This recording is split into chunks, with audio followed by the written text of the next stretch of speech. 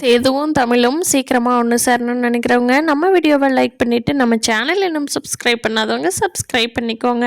குழந்தைங்க 2 பேர்த்தையும் பார்க்கலான்னு 2 பேர்த்துக்குமே ஆசையாக தான் இருக்குது. ஆனால் 2 குழந்தையும் ஆளுக்கு ஒரு குழந்தையா ஒருத்தர்கிட்ட இருக்கிறதுனால 2 பேர்த்துக்குமே பையனை பார்க்கலான்னு தமிழுக்கும் பொண்ணை பார்க்கலான்னு சேதுக்கும் ரொம்ப ஆசை தான். ஆனால் சூழ்நிலை காரணமாக சரி தங்கிட்டே இருக்கிற குழந்தைய பார்த்துக்கலாம் அப்படின்னு சொல்லி சந்தோஷமாக அந்த குழந்தைய பார்த்துட்ருக்காங்க. இங்கே ஐஸ்வர்யாவுக்கும் பர்த்டே வருது, இன்னும் 2 நாளில். தமிழுக்கும் பர்த்டே வருது இன்னும் 2 நாளில். 2 பேர்த்துக்குமே ஒரே நாள் தான் பர்த்டே வருது. அந்த அன்னைக்காவது நம்ம சேது போய் தமிழ்கிட்ட விஷ் பண்ணிவிட்டு தமிழ் கூட சேர்றதுக்கு வாய்ப்பு இருக்குதா அப்படிங்கிறத இனி வரப்போகிற எபிசோடில் பார்க்கலாம். கருப்பு வீட்டுக்குள்ளே அங்கேயும் இங்கேயும் போய்கிட்டு இருக்காரு. அப்போ ரூம்குள்ளே இருந்து ஒரு சவுண்டு வருது. என்னடா அது, யாரை இவ்வளோ இதாக பேசிகிட்டு இருக்காங்க, வெளியே எதுவும் பேசாமல் அப்படின்னு சொல்லி கருப்பு கொஞ்சம் நல்லா கவனித்து கேட்குறாங்க. அப்போது சித்ரா அவங்க ரூமில் இருந்து தான் சவுண்டு வருது. பேசிகிட்டு இருக்காங்க. சேது ஐஸ்வர்யா கழுத்து கிட்ட தான் தாலி கொண்டுட்டு போனான். அவள் கட்டவெல்லாம் இல்லை, பிடிச்சி நான் தான் கட்டி விட்டுட்டேன். நான் கல்யாணம் பண்ணலைன்னா சேது இந்நேரம் புருஷனாகவே இருந்திருக்க மாட்டான். சீக்கிரமாக சேது கூட ஒன்றா சேர்ந்து வாழ பாரு ஐஸ்வர்யா அப்படின்னு சொல்லவும், ஆமாம் அதுக்கு தாம்மா நானும் பார்த்துட்ருக்கேன். நீ சும்மா எப்போ பாரு குழந்தைன்னு வளர்த்திட்டு இருக்காத. எனக்கே சந்தேகம் வந்துடுது, அது சேதுவோட குழந்தையா அந்த தமிழோட குழந்தையா உன் குழந்தையான்னே. அந்த அளவுக்கு நீ ஏன்டே குழந்தை கூட அட்டாச் ஆகிட்டு இருக்கிற?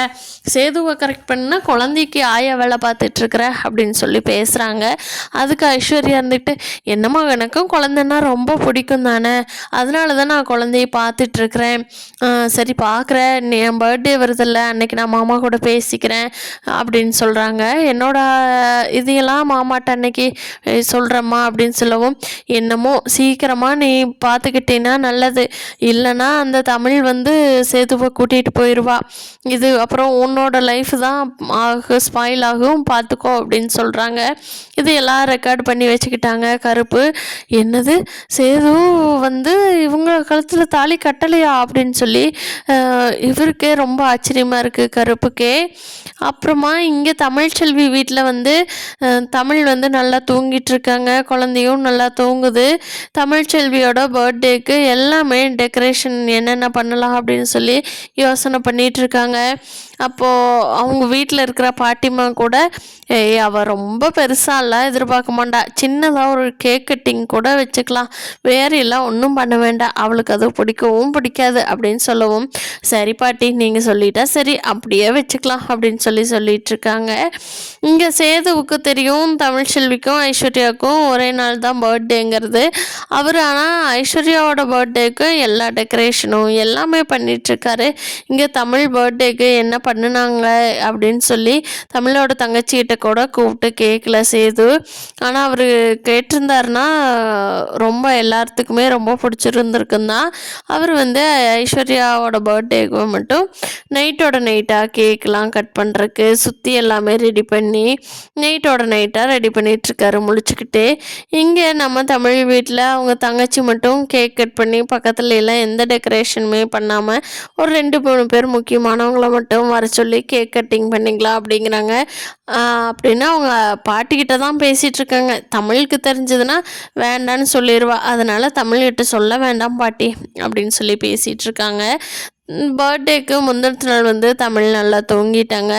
அப்போ குட்டி பாப்பாவும் நல்லா தூங்கிருச்சு. எல்லோரும் தூங்கி செட்டில் ஆனதுக்கப்புறமா பாட்டிமாவும் இந்த பொண்ணும் எந்திரிச்சு போய் கேக்கு எல்லாம் ரெடி பண்ணி வச்சுட்டு சுற்றி கொஞ்சம் டெக்கரேஷன்லாம் எல்லாமே பண்ணிவிட்டு, இனிமேல் 12 மணி ஆக போகுது, நம்ம போய் தமிழ் எழுப்பிட்டு கேக் கட் பண்ணலாமா அப்படின்னு சொல்லி கேட்கவும், சரி கேக் கட் பண்ணலாமே அப்படின்னு சொல்லிட்டு போய் எழுப்பி ட்ரெஸ்ஸை கொடுத்து போட்டுட்டு வர சொல்லி வெளியே வர்றாங்க. வெளியே வர்றப்போ பார்த்தா தமிழ் தன்னோட குழந்தையும் எந்திரிச்சிட்டான், அழுதுட்டுருக்கான், அதனால குழந்தையும் எடுத்துகிட்டு வரட்டுமா அப்படின்னு சொல்லவும், சரி குழந்தையும் கேக் கட் பண்ணிட்டு தூங்கிட்டு இருந்தா பரவாயில்ல, எந்திரிச்சில்ல செல்லன்னு சொல்லி தமிழ் தன்னோட பொண்ணோட கேக் கட் பண்ணி தன்னோட பர்த்டேவை என்ஜாய் பண்ணுறாங்க. இங்கே ஐஸ்வர்யாவோட வீட்டில் வந்து சேதுவே எல்லாமே ரெடி பண்ணியிருக்காரு.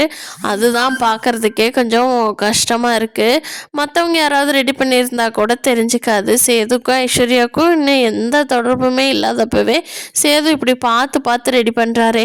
இவர் கூட மட்டும் வாழ்ந்தான்னா ஐஸ்வர்யா தங்கத்தட்டில் வச்சு தாங்குவார் அப்படின்னு சொல்லி தன்னோட பொண்ணுக்கிட்ட பயங்கரமாக சொல்லி கொடுத்துட்ருக்காங்க. அப்போது அந்த பொண்ணும் கூட ஆமாம் அவசரப்படாதம்மா, எங்கேம்மா போயிடுவார், என் கூட தானே இருக்கிறாரு, வேற எங்கே போயிடுவார் அப்படின்னு சொல்லிகிட்ருக்காங்க. பர்த்டே அன்னைக்குமே தாலி பறித்து கோர்க்கிற ஃபங்க்ஷன் வச்சுக்கலாண்டி, அப்போ தான் சேது உன்னை விட்டு எங்கேயும் போக மாட்டார். அன்னைக்கு நீ எப்படியாவது சேதுக்கிட்ட பேசி கன்வின்ஸ் பண்ணிடு அப்படின்னு சொல்லி ஐஸ்வர்யாவுக்கு ட்ரைனிங் கொடுக்குறாங்க. சரி நான் பார்க்குறேன் அப்படின்னு சொல்கிறாங்க. சேதுக்கிட்ட ஐஸ்வர்யா கேட்குறாங்க, நாளைக்கு நம்ம தாலி பிரித்து கோர்க்கிற ஃபங்க்ஷன் வச்சுக்கலாமா, என் பர்த்டேவும் அன்னைக்கு தானே வருது அப்படின்னு சொல்லி கேட்கவும், பர்த்டேக்கு ஒரு விஷ் கூட பண்ணல, சரி வச்சுக்கலாம் அப்படின்னு சொல்லிட்டு வீட்டில் இருக்கார். இங்கே தமிழோட பர்த்டேக்கு நைட் எல்லாருமே தூங்கி எழுந்திரிச்சு நைட்டு கேக் கட் பண்ணலாம் வா தமிழ்னு சொல்கிறப்போ தமிழ் சொல்கிறாங்க, என் கூட இன்றைக்கி என் பையனும் இருந்தால் ரொம்ப நல்லாயிருக்குன்னு நினைக்கிறேன் அப்படிங்கிறாங்க.